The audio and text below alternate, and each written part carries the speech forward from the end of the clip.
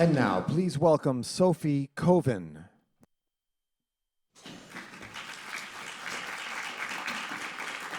A year and a half has passed since Mayor de Blasio announced his plans to create or preserve 200,000 units of affordable housing. At its inception, the plan was called everything from visionary to ambitious to unrealistic. 18 months later, can we tell whose assessment was right? We'll begin this series of talks with an overview of the housing program's successes to date and its next steps. We also are welcoming the chair of NYCHA, Shola Alatoya, who's going to walk us through the agency's 10-year strategic plan with more than 630,000 people housed in NYCHA's portfolio. And we're going to look ahead to the next generation of NYCHA. Before we start the next panel, we're going to bring up a survey question. So besides housing, what investments should city officials prioritize to create better neighborhoods? So it looks like no one is really voting yet, but we encourage everyone to vote.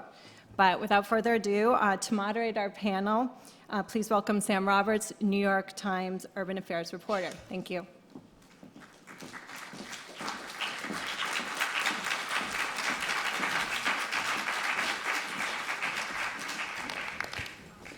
Thank you all for coming. I'm going to introduce the panel very quickly since we don't have much time. It's not a lightning round, and we're not going to have yes or no answers, but we're going to be quick.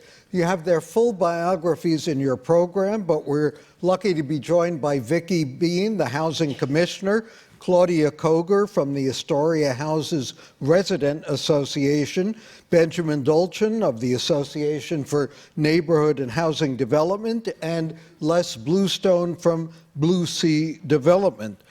I don't want to start off by being a Cassandra or a doomsayer, but Ed Koch used to say of housing for the homeless, build it and they will come. Last year alone, according to the census, the city's population rose by nearly 100,000. So does a 10-year plan to build or preserve 200,000 apartments, assuming it succeeds, even make a dent in what the city is facing and what it needs? Commissioner? Well, I think it will make a dent, and it will succeed. But I think it will make a dent because remember that all 100,000 people coming in do not necessarily need affordable housing, although many, many do.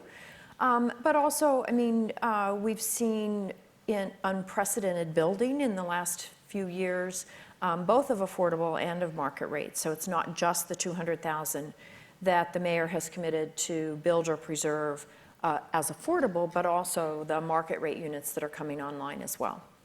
The rest of the panel, jump in.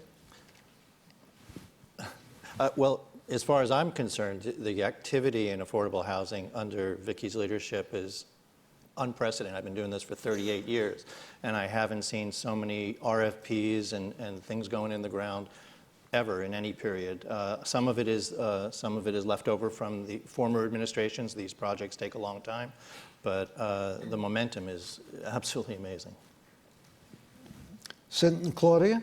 Yes, the affordable housing are in Astoria, when the developers came in to present themselves, and they presented the affordable housing. It was approximately 8 years ago, and at that time, we having our need for some transitions, and we also had we have 1,104 units in Astoria houses.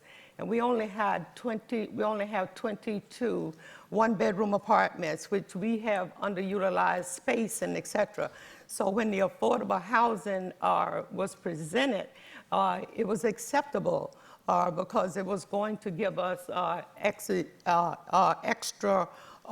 space to downsize and upgrade in the community. So the community was in awe about that.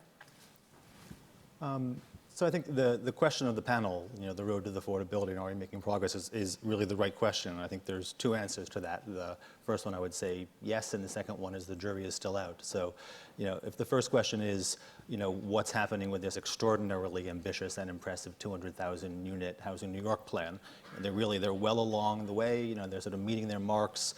A little bit low on the very low income units. We have some concerns about some of the long-term affordability in some of the units and the role of neighborhood-based developers. But it's an impressive plan. 200,000 is it's a really ambitious, scope of it. And everyone at 100 Gold Street is putting in amazing effort to get it done. That being said, I think the larger question, are we making progress on the road to affordability, isn't just about the construction of units. It's about balancing a whole, a host of things, right? So Bloomberg during his tenure built, I think, 165,000, or preserved 165,000 market, affordable units, and probably unleashed, well more than that in pure market rate development.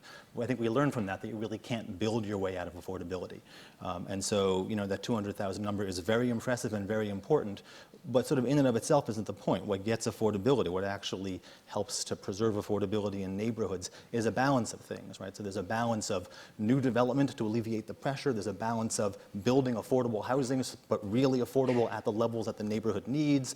There's a balance of proactive anti-displacement measures, so you're really trying to tamp down some of the pressure on low rent paying tenants. There's a balance of making sure that that what you're building is permanently affordable. And it's really all of those things and finding the right measure of those things in each neighborhood of the city as that development happens. That's what's going to tell us, in 10, 20 years, whether we've actually achieved more affordability. And I think the administration recognizes all of this. I don't think they would disagree with anything I've said. But getting to those details is tricky. Getting to those details is a neighborhood by neighborhood and a citywide struggle. And the details matter, and so that's what we're all engaged in now. So our definition of affordable would astound people in any other city in the country or the world. I looked at a 2-bedroom apartment on the list of affordable housing, DeKalb Avenue in Brooklyn, $2,400 a month, with an income ceiling of $128,000 for 3 people. What about all those people for whom affordable housing simply isn't affordable? 56% of renters, according to the latest census, are paying more than 30% of their income on rent. Yeah, I mean, so a big part of the administration's proposal has been around building low income. I think a lot of communities are concerned that some of the housing that's being built is a little bit high on the on the rent level scale, and there's a lot of struggle around that. And it is notable the ways in which the administration is trying to take some of their affordable housing production programs and push them down to lower levels. So the effort is there, the understanding is there. A lot of communities would say it still needs to go lower, it still needs to go farther. It is difficult to build really low-income housing. It is more expensive. It is trickier. And I think that's where the tension comes in some way with that 200,000 unit goal, that it's such a lofty goal that there is some pressure to perhaps build in an easier way in some places and not make the choices that might get you to that lower, those really stabilizing levels. Again, it's very important to build, to have a really robust building program with a lot of units, but finding the exact right balance, and the right mix of rent levels for the neighborhood is what's key. Much of this is a math problem. That's it. It's simple as that. Right now, construction costs are at an all-time high. Luxury building is also at an all-time high.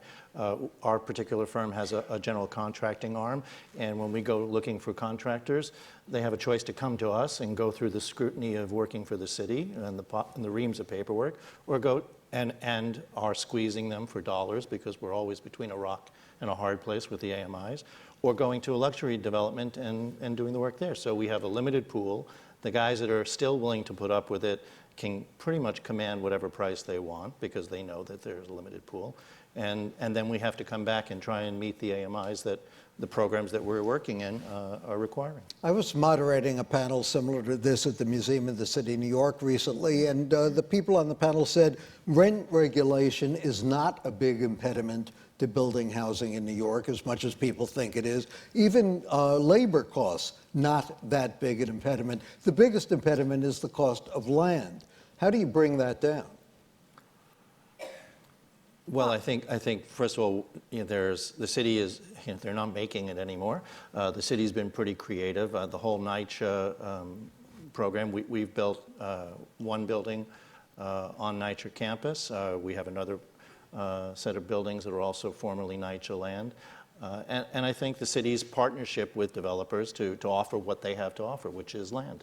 And that's what makes it possible. If it wasn't for the land, we would never be doing affordable. Commissioner? Yeah, so I think one thing is that this mayor has put $1 billion in a fund to support providing infrastructure to land that couldn't have been used without investments in infrastructure. So we're making major investments to try to open up a lot more land. We're also making major investments to try to make sure that where we are building on, on pieces of land that hadn't been built on in the past, that we're providing the schools, the parks, the other things that go along with that neighborhood, that are needed to make it into a diverse and thriving neighborhood. But I think the other thing is to say we are doing a lot through our tax policy, through our investment policies, to try to control the price of land and to try to really force affordability into the calculation.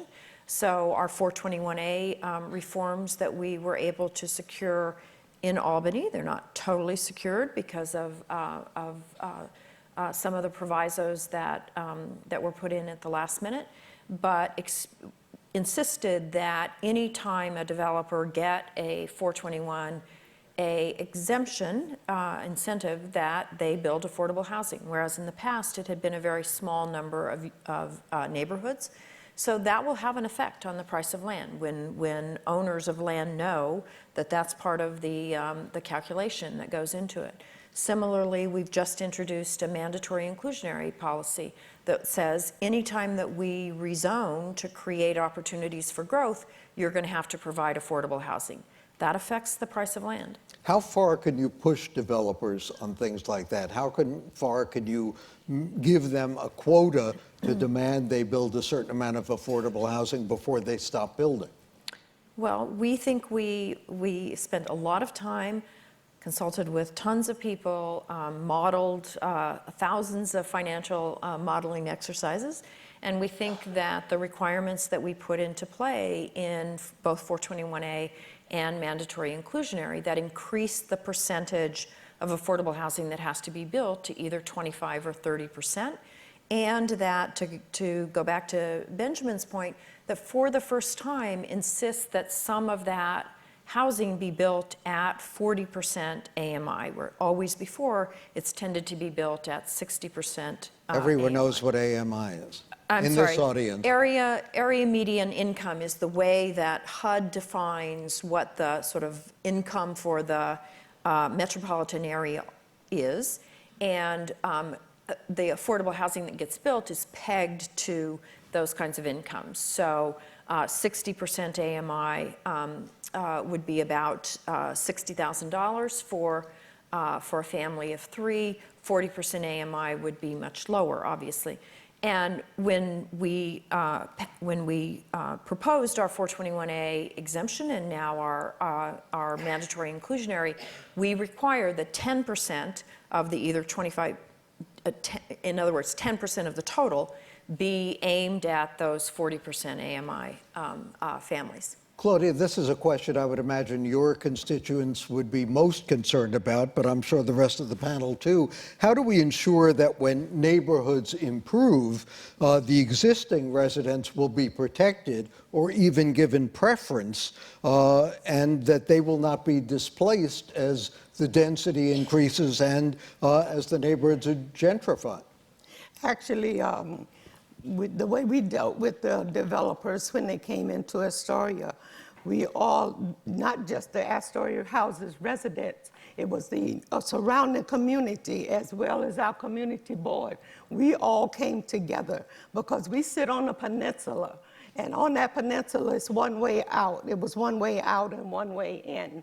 So we were like cornered, and we were desolate in there. So we grouped together with all of our neighbors, and we put together a proposal, and we called a town hall meeting, and we all came together and voiced our opinions, as well as the politicians and everybody. We all came together, and we were all on one accord, and that meant a lot to go to the table to bargain with the developers. So that's the core of being together. And that's what we did. And what did you demand of them? We demanded, number one, that we sitting on a peninsula, our infrastructures are very unstable. So we demanded that infrastructure, that the state, that everything, every certificate they got and et cetera, had been looked into the state, that we were sitting on a weak peninsula infrastructure.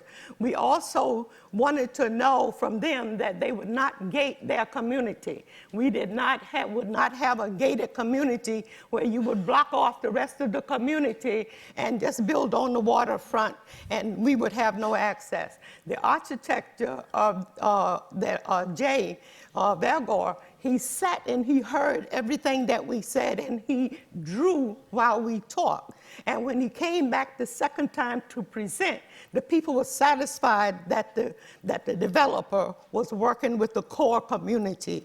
So we had that in that kind of a relationship, and that's very important, that we always communicate with and be on one accord, and that's what we did in Astoria. Anyone else want to weigh in on that? And we've been successful.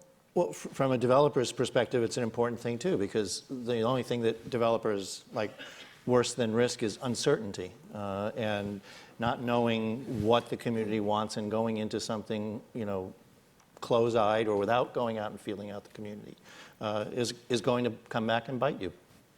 I mean, I think your question really gets to the issue of preservation, right? I mean, it is expensive to build affordable housing, and it is much more cost-effective to preserve that housing. And given the fact that New York City is not growing, we're doing all we can to try to find those bits that can be built on. But really, the most important battle may well be preservation. So there's a couple key things there. I mean, first, I think it has to be said that the rent freeze last year was a very important example by the administration, that they understand that rent stabilization is a critical tool to preserving affordability.